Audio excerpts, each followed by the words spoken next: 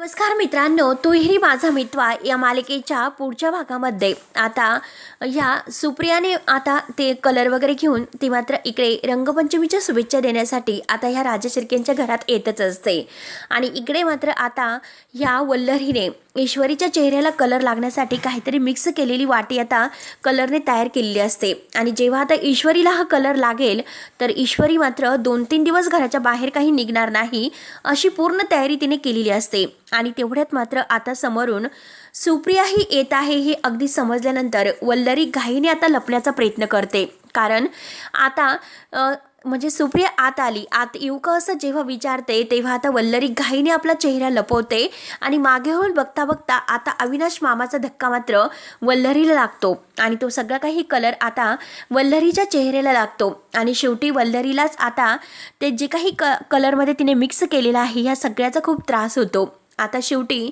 ईश्वरीसाठी केलेला खड्डा शेवटी त्याच खड्ड्यात ती जाऊन पडते। आता तो चेहरा घेऊन ती सुप्रियाकडे पाहत असते। आता सुप्रिया म्हणते की विहीनबाई काय करून ठेवलं। अविनाश मामा सुद्धा म्हणतात की काय ग काय केलंस।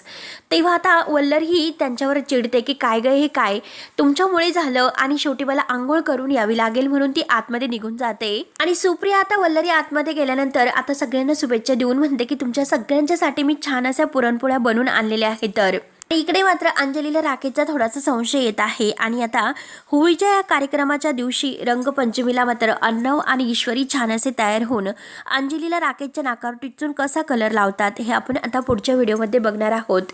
तेव्हा आता मित्रांनो पुढे नक्की काय होतं हे बघण्यासाठी आपल्या चॅनलला नक्की सबस्क्राईब करत राहा। धन्यवाद।